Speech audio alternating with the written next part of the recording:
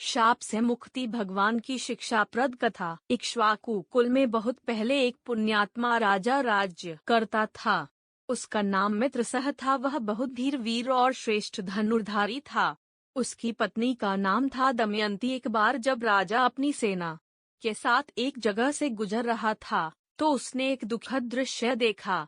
उसने सारथी से कहा, देखो वह कमठ नाम का दानव महात्मा मंडप को कैसा आतंकित कर रहा है। मेरा रथ उसी ओर ले चलो। आज मैं इस दुष्ट को दंड दिए बिना नहीं छोड़ूंगा ताकि भविष्य में यह किसी महात्मा को दुख न पहुंचा सके।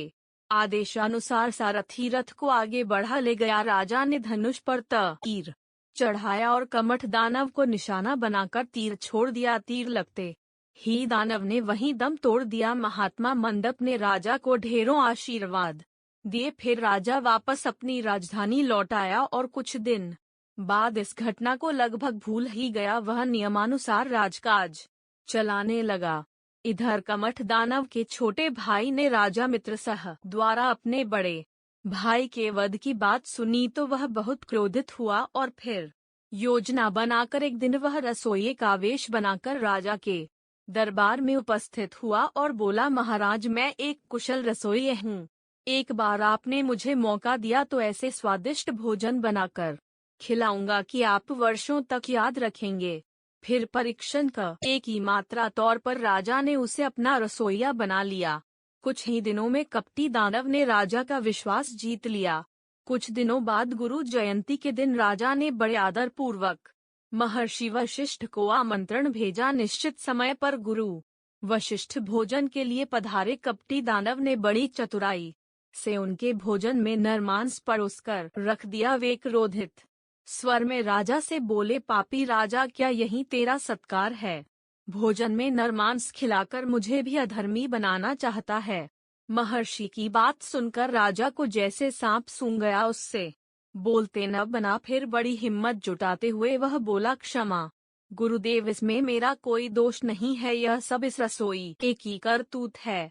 महर्षि वशिष्ठ क्रोधित होकर बोले, पापी एक तो अपराध करता है, दूसरे किसी अन्य पर उसका दोष मरता है। क्या यह रसोइया तेरा नहीं है? जा इस पाप की सजा भोग। मैं तुझे शाप देता हूँ कि इसी क्षण से तू राक्षस बन जाएगा और अनंतकाल तक राक्षस योनि में भटकेगा।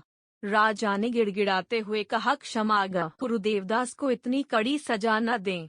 अनजाने में हुए इस अपराध की मैं आपसे क्षमा चाहता हूँ।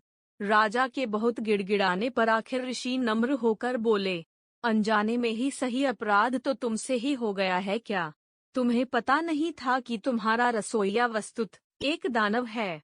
राजा बोला, नहीं महाराज, बिल्कुल नहीं। यदि ऐसा होता तो मैं उसे एक पल भी यहाँ नहीं ठहरने देता। महर्षि बोले, राजन तुम्हारे साथ साथ मुझे भी धोखा हुआ है। खैर अब शाप तो वापस नहीं लिया जा सकता, लेकिन अब तुम्हारे शाप का काल सिर्फ 12 वर्ष तक रहेगा। मैं तुम्हें इतनी ही छूट दे सकता हूँ। उचित अवसर जान कपटी दानव वहाँ से चलता बना। शाप के कारण राजा उसी क्षण से राक्षस हो गया। राक्षस बन जाने से राजा की बुद्धि भ्रष्ट हो गई। वह वन में पहुँचा और जीवों को मार मार कर खाने लगा। एक दिन वन में उसने तरुण ऋषि की पत्नी भयभीत होकर चीखी, नहीं ऐसा मत करो राक्षस राज, मेरे पति को छोड़ दो। मुनि पत्नी रोई गिड़गिड़ाई, किंतु राक्षस पर कोई असर न हुआ। कुछ ही देर में राक्षस ने ऋषि का सारा मांस नोच नोच कर खा डाला और हड्डियां वहीं फेंक दी। मुनि पत्नी ने रोते रोते अपने पति की हड्डियां चुनी। फिर एकाएक उसकी आंखें बदले की आग में जलने लगीं। उसने राक्षस को शाप दिया, नीच राक्षस, मेरे पति को मार कर तूने अच्छा नहीं किया। मैं तुझे शाप देती हूँ कि जब भी तू किसी स्त्री के साथ विहार करेगा उसी क्षण तेरी मृत्यु हो जाएगी। शाप देकर मुनि पत्नी ने अपने पति की हड्डियों के लिए चिता बनाई और वह उसी में सती हो गई। उधर 12 वर्ष बीते। शाप का समय समाप्त हुआ तो राजा पुनः अपने पुराने रूप में आ गया। जब वह राजमहल में पहुंचा तो रानियों सहित मंत्री आदि ने उसका भरपूर स्वागत किया। राजा राजकार्य चलाने लगा, लेकिन मुनि पत्नी के शाप का उसे स्मरण था। वह बहुत उदास रहने लगा। रानी ने कारण पूछा तो उसने बताया, राक्षस योनि में रहते मुझसे बहुत से ऐसे अपराध हो गए हैं महारानी कि उनका प्रायश्चित करना भी मेरे लिए मुश्किल हो गया है। समझ में नहीं आता क्या करूं। रानी बोली, मुझे बताइए स्वामी, शायद मैं उसका कुछ हल निकाल सकूं।